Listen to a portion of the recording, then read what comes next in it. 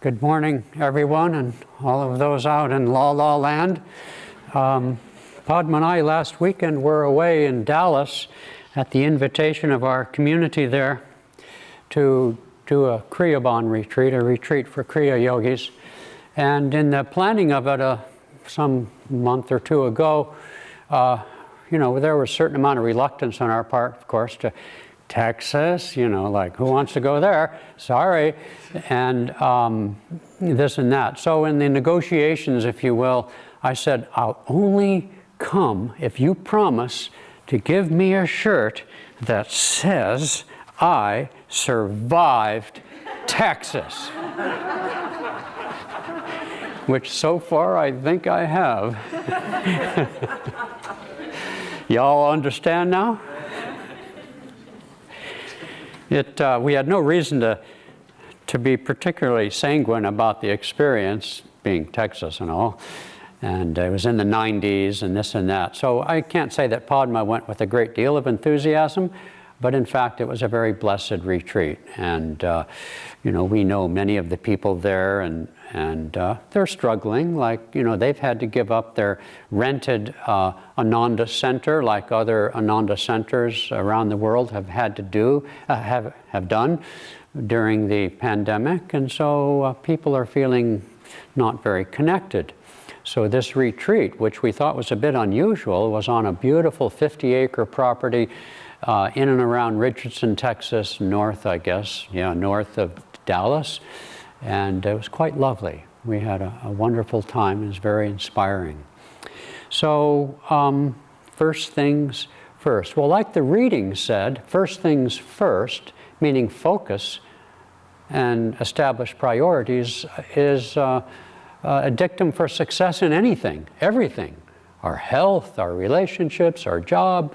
So as above, as it said, so below. Swami Kriyananda, our founder, would sometimes quote the very first Shankaracharya. This is sort of the only equivalent, partial equivalent that India has for the Pope, is a series of Shankaracharyas, teachers, and the Adi, the first such one, back in a date that is usually argued, how these things are, but anyway, call it right before the first millennia, 900, 700, something like that. And a very famous monk who did a reform of Hinduism in the teeth and in the face of Buddhism, which was already inclining to be atheistical in India at that time. And Shankaracharya, Swami liked to quote him in saying that a childhood is busy with toys. Youth is busy with romance and sex. Middle age is burdened with woes, responsibility, security, etc., family. Old age is burdened with illness and worries about death. Who is busy with God? Even Krishna in the Bhagavad Gita said, out of 1,000, one seeks me. And so it's easy to imagine, and the history of religion suggests that it's either or. You either withdraw from the world and go into a monastery or a cave or what have you, or you're just a schmuck. That's a technical term, meaning you're a worldly person. Well, Yogananda, in coming to the West and in tune with the changing consciousness of our age, which around here and in his teachings we call the second age, called Dwa. Dwa means two, second. Dwapara Yuga, that's the term. All the great civilizations down through history describe a cycle of ages in which the consciousness of humanity rises and falls, and etc., etc. So in tune with this age, Yogananda saw that the time for either or was over, and the time for both and was descending upon us. And we see this, in issues, social issues like racism. It's not either or, It's both and. We're all children of the Spirit. So people, at least like you and I and millions of others like us, see that that's natural. But it hasn't always been that way. Same thing with caste consciousness. You know, a lot of the world derides and whatever the word is, criticizes the caste system that evolved in India, which was so difficult or prejudicial. But the truth is, the caste system has existed everywhere. Wealth, status, right? All that kind of thing. We have our own caste system. But that too is dissolving in the sort of both and consciousness that's sort of sweeping the planet.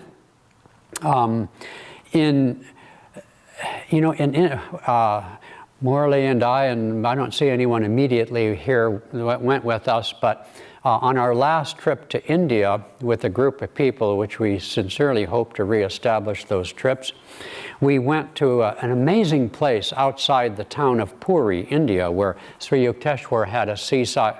Where'd you go? Sri Yukteswar had a seaside hermitage. Beautiful city. It's a temple town. Has the great famous Jagannath temple. I mean, it's an awesome place.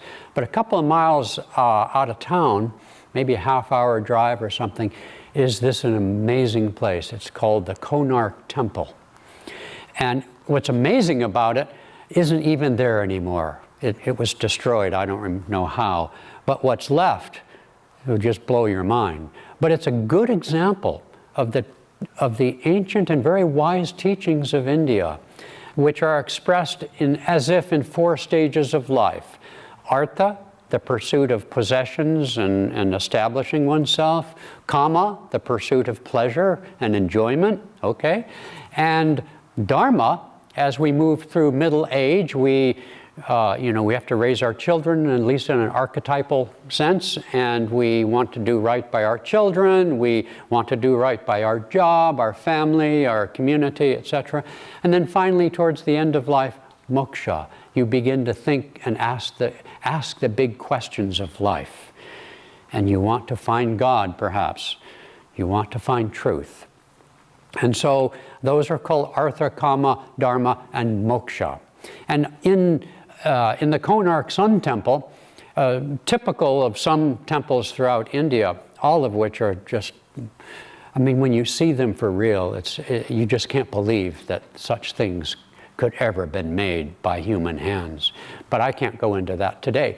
But at the Sun Temple, the way it works is at each level of this enormous edifice, the biggest part of which isn't even there anymore, are the different stages of life. So at the lower level are instruction, how to tie knots, how to giant sundials, how to tell time. So you at the instructional level, then you go up and you see, the very famous, all the different positions for love making, and and then you see musicians and all the different arts and sciences of humanity. And as you go further and further up, you get to moksha, you see. And so this understanding that people go through these stages naturally is a very wise aspect. Whereas, we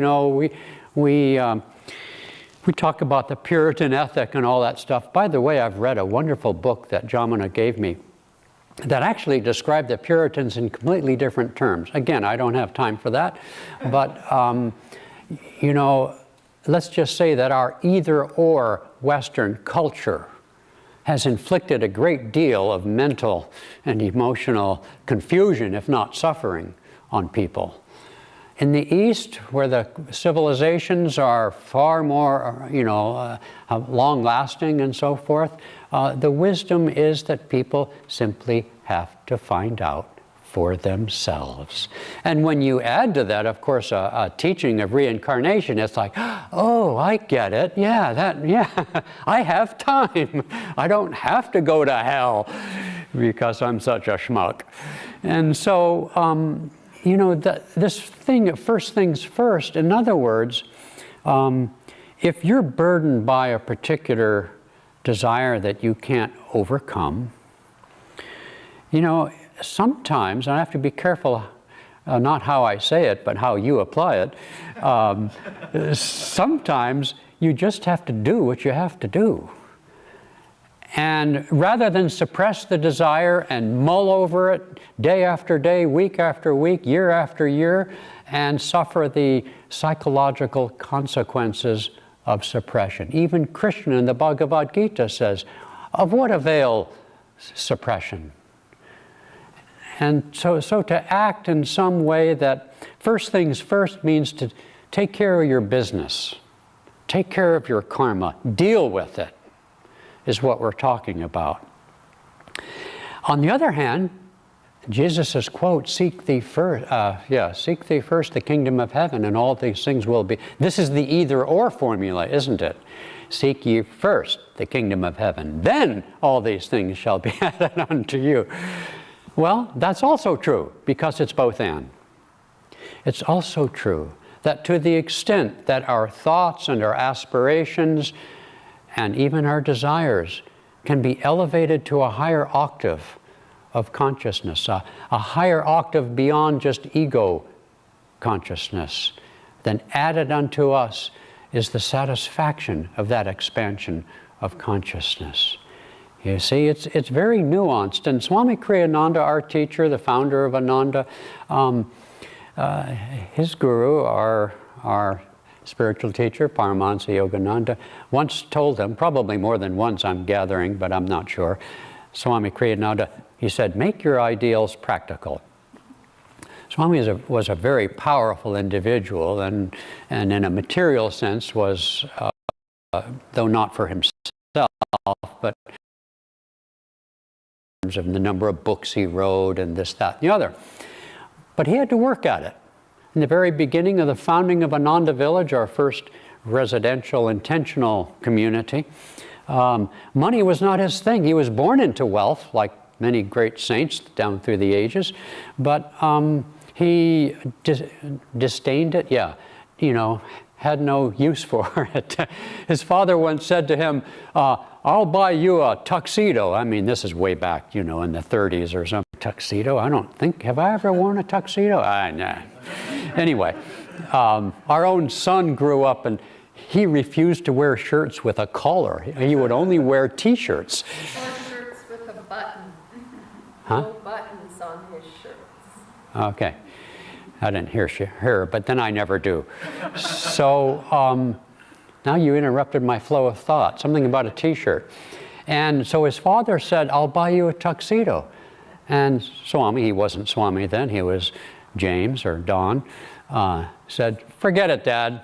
I'll never make enough money to need to wear a tuxedo. And that was very true. Yes, he made millions of dollars, but for the spiritual work of Ananda. He never kept any of it himself, never took royalties, any of those things. He lived that true renunciation. But you see, that is the secret. When we give to God that which is ours, that we have received. Because there's, they say, it used to be said somewhere, somebody once said, money is the root of evil, right? Of course it's not. Attachment to money is the evil. I printed out a little story. I usually paraphrase things, and I rarely use notes, but because I'm getting old and decrepit, I'm resorting to notes now. But Swami worded this little story so well, I wanted to share it.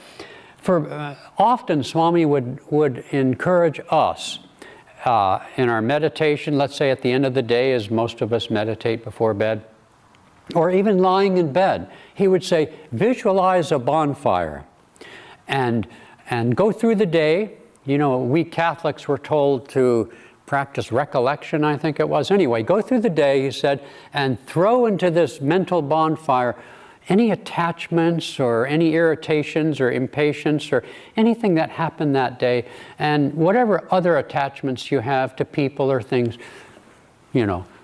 put it into this mental bonfire. So I'll read you this little tiny story in his words now. A woman I know told me recently, he wrote, I tried following your advice. In my zeal to overcome attachment to my house, I cast the house itself mentally into a fire. And then Swami asked, well, what happened?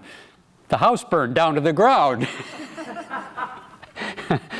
I'm sure he didn't say everything he was thinking, but what he said was, I answered her, I didn't say to throw the house into the fire. What I said was throw your attachments into it.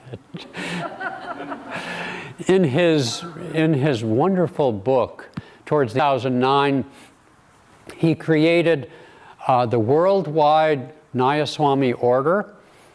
And the Nayaswami, I'm not going to get into that, but the Nayaswami order has really technically nothing to do with Ananda. We have people from different faiths who have entered the order at different levels and so on. And he talks there in the document that he created in the founding and the establishment of the order, this new paradigm, this new either-or, this new dispensation was the term that Yogananda used, whereby he emphasized that it's not having material success that's the problem. It's our attachment to it. Now that runs both ways, because maybe we're poor, maybe we are chronically ill, maybe we've had disastrous relationships, maybe we can never find a decent job.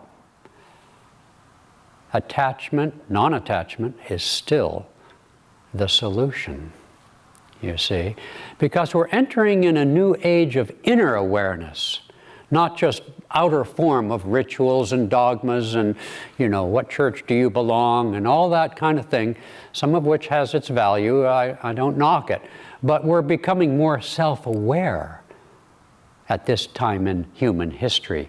We no longer think of ourselves in terms of the profession or the trade of our family, for example. We think of, what am I seeking? What's right for me?